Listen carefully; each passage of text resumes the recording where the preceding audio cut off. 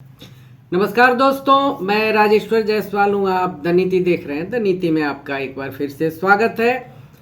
बिहार में एक बार फिर से दिल्ली के बहुत सारे पत्रकार, यूं कहें कि सैकड़ों पत्रकार, जो एक तरह से विपक्षी पत्रकार हैं, क्योंकि अब पत्रकारों की भी टोलियां अलग अलग हैं और उनका भी कैटेगराइजेशन हो गया है, पक्ष और विपक्ष।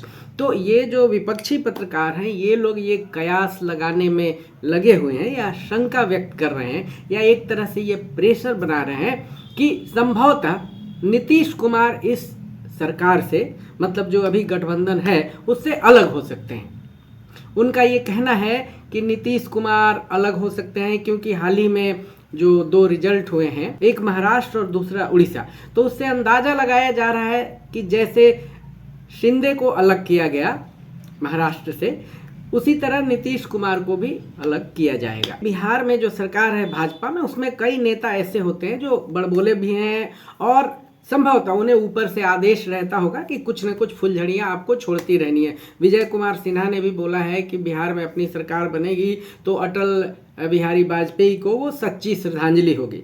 अब सवाल ये है कि विजय कुमार सिन्हा जो हैं, वो गिरिराज सिंह, सम्राट चौधरी, क्या ये लोग अपने बल पर 5, 10, 20 सीट भी लाने की क्षमता रखते हैं? संभवतः ऐसा नहीं, मेरा मानना है कि ऐसा नहीं होगा। दूसरी बात है कि क्या नीतीश कुमार फिर से इंडिया गठबंधन के साथ जाएंगे? एक तरह से इंडिया गठबंधन जो बना है वो नीतीश कुमार का ही ब्रेन चाइल्ड था, लेकिन उन लोगों ने नीतीश कुमार को बिल्कुल ही उस तरह से तरजीह नहीं दी, ना ही वैल्यू दिया, और जो उनका प्लान था उस पर इंडिया गठबंधन ने कोई काम नहीं किया। इसलिए नीतीश कुमार उस गठबंधन से अलग हो गए और उन्हें लगा, पॉलिटिशियन है और लगभग 4-5 दशकों की अपनी पॉलिटिक्स है उनकी, उन्होंने कैलकुलेट किया होगा कि अगर हम इसमें साथ रहे तो लुटिया डुबनी हमारी तय है, क्योंकि उनको पॉलिटिक्स करना है। पॉलिटिक्स करने का मतलब है कि आपको सत्ता में रहना है। अगर आप सत्ता में नहीं रहेंगे तो आप महात्मा तो है नहीं कि आप जाके कहीं पे पूजा, कहीं संन्यास पे बैठ जाएंगे, कहीं अपना आराधना करेंगे या कुछ भी करेंगे, ऐसा कुछ नहीं है। पॉलिटिक्स में रहने का मतलब ही है कि आपको सत्ता पर काबिज होना है, अपने हिसाब से, अपने प्लान के हिसाब से राज्य में कुछ काम करना है। तेजस्वी अर्थात राजद या कांग्रेस की जो गठबंधन है, उसमें जो भी पार्टियां हैं, उनको भी दरअसल यही काम करना है। इसलिए लोग लगे रहते हैं और एक दूसरे पर चारा डालने की तैयारी करते रहते हैं। संभवतः इसीलिए तेजस्वी ने भी ऐसा कुछ बोला है और धीरे धीरे कुछ सुर जो हैं वो मिल तो नहीं रहे, लेकिन यह दिखाने की कोशिश हो रही है कि ऐसा हो सकता है। लेकिन मुझे नहीं लगता, मैं नीति के माध्यम से बोल रहा हूं कि मुझे नहीं लगता कि ऐसा होने वाला है। नीतीश कुमार ने वो जो इंडिया गठबंधन है उसकी नींव डाली थी, उस पर बहुत सारा काम किया था और आगे नहीं बढ़ पाए लोग। नीतीश कुमार संयोजक भी नहीं बन पाए। शायद उनके दिल में यह इच्छा रही होगी कि उन्हें संयोजक बनाया जाए, लेकिन बनाया नहीं गया। खैर, जो भी हो, इतिहास की बात है। उससे नीतीश कुमार अलग हो गए और इधर आ गए और इधर उन्होंने चुनाव लड़ा और लोकसभा में 12-12 सीटें दोनों लोगों को आई, भाजपा को और इनको। भाजपा की लगभग 20% सीटें कम हुई थी लोकसभा में। पहले 300 से ज़्यादा उनकी सीटें थी, लेकिन लगभग 60 से बस 62 सीटें उनकी कम हुई है। उस हिसाब से बिहार में उनकी सीटें कम नहीं हुई जैसे कि अंदाज़ा लगाया जा रहा था। बीच में तो राजद के जो लोग हैं, उनके प्रवक्ता हैं या तेजस्वी हैं, वो लोग बहुत कठोर शब्दों का इस्तेमाल करते थे नीतीश कुमार के लिए, लेकिन अभी उनके जो स्वर हैं वो कुछ मध्यम से हैं। नीतीश किस लिए ज़रूरी हैं राजद के लिए? क्योंकि अब एक नए खिलाड़ी का भी बिहार में प्रवेश हो चुका है जिसका नाम जनसुराज है, पार्टी का नाम जनसुराज है और 10% वोट उन लोगों ने उपचुनाव में लिए हैं। वैसे उसको सफलता मिली नहीं है। एक एमएलसी के चुनाव में भी जनसुराज के जो कैंडिडेट्स हैं उनकी बुरी हार हुई है। यह देखते हुए जनसुराज जीते या न जीते, लेकिन इतना तो तय है कि वो वोट बहुत ज़्यादा काट सकते हैं। लेकिन वो वोट काटेंगे किधर से?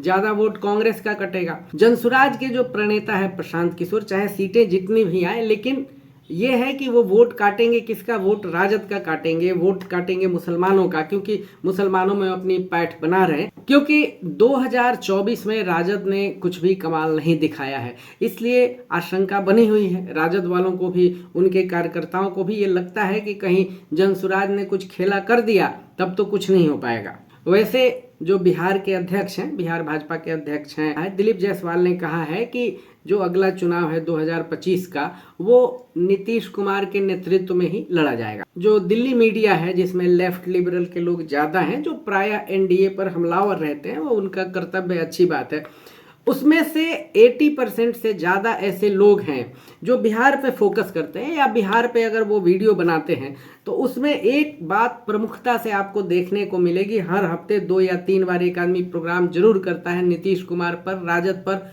और बिहार सरकार पर।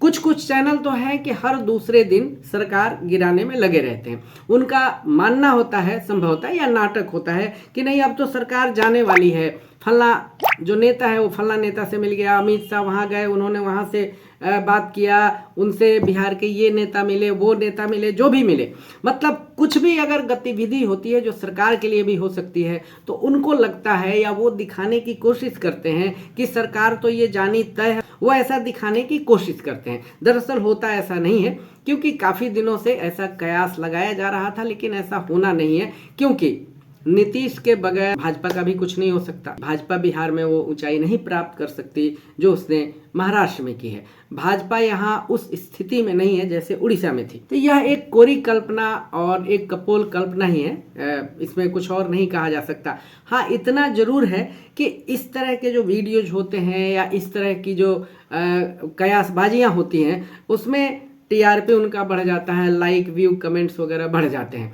लेकिन सरकार गिरती नहीं है।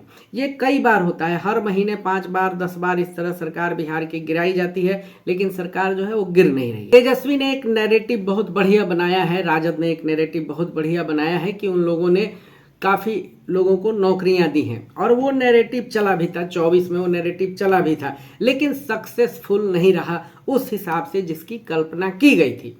बट अब नीतीश कुमार इसके उलट कर क्या रहे हैं कि लाखों नौकरियां लेके आ रहे हैं। हर दूसरे तीसरे दिन अखबारों में ऐड आ जाते हैं या खबरें आ जाती हैं कि फला फला डिपार्टमेंट में इतनी नौकरियां आ रही हैं। बहुत सालों से विभागों में बहुत सारी नौकरियां खाली हैं जिसे भरने की ज़रूरत है और वो भरा जा रहा है, क्योंकि 2025 जो है इन्हीं चीज़ों पे लड़ा जाएगा कि किसने किनको कितनी नौकरियां दी, किस समाज में कितनी नौकरियां बांटी गई। और इसके लिए एक तरफ से सरकार भी अपनी तैयारी कर रही है, दूसरी तरफ से जो छात्र हैं वो भी, और इसमें राजनीति अपनी चल रही है। लेकिन फिलहाल अभी सरकार जाने की कोई गुंजाइश नहीं है। जो मीडिया है वो बार बार सरकार गिराने की कोशिश तो करती है, लेकिन वो बताती नहीं है कि क्यों है, केवल वो अटकलें लगाती है कि फलना नेता ने ये बोल दिया है, फलना नेता ने ये बोल दिया है।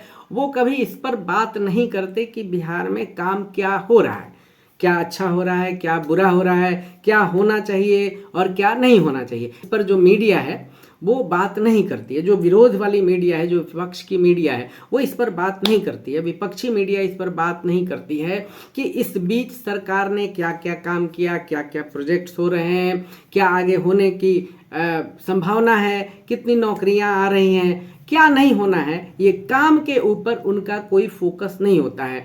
उनका फोकस इस बात पर होता है कि ये सरकार जो है वो गिर रही है कि नहीं। उनका यह भी मानना होता है कि अगर ये सरकार गिरती है तो उधर केंद्र में नरेंद्र मोदी की सरकार कमजोर होगी और हो सकती है, लेकिन नीतीश कुमार ऐसा करेंगे इसकी संभावना बहुत ही कम है, क्योंकि नीतीश कुमार भी अपनी क्षमता जानते हैं और नीतीश कुमार यह भी जानते हैं, नीतीश कुमार बहुत भाग्यशाली चीफ मिनिस्टर हैं। भारत में नीतीश कुमार से बड़ा भाग्यशाली मुख्यमंत्री कोई नहीं होगा, जो 2-2.5% वोट ले करके इतने दिनों से, इतने सालों से मुख्यमंत्री बने हुए। वह इसे खोना नहीं चाहेंगे, क्योंकि राजद के साथ जाएंगे तो उनका एक नाम लोगों ने रख ही दिया है, पलटू, तो बार बार इस चक्कर में पढ़ना नहीं चाहेंगे। अगर एक चीज़ और देखा जाए कि पलटने का मामला हो तो केवल नीतीश कुमार नहीं, सभी पार्टियां उसी तरह पलटती हैं। राजद ने भी पलटी मारी है, भाजपा ने भी पलटी मारी है, सब लोग पलटते हैं, तब नीतीश, लेकिन पलटू बनाया गया नीतीश कुमार को। मीडिया में अगर कोई किसी को जवाब नहीं देता है, अगर कोई जवाब नहीं देता है या किसी सवाल को सुनकर चुप रह जाता है, तो इसका सीधा सा मतलब ये लगा लिया जाता है कि सरकार अब गिरने वाली है और बिहार में इंडिया गठबंधन की सरकार बनने वाली है। दोस्तों, अगर हमारा वीडियो ठीक लगा हो तो आप इसको लाइक कीजिए, कमेंट कीजिए और शेयर कीजिए। धन्यवाद।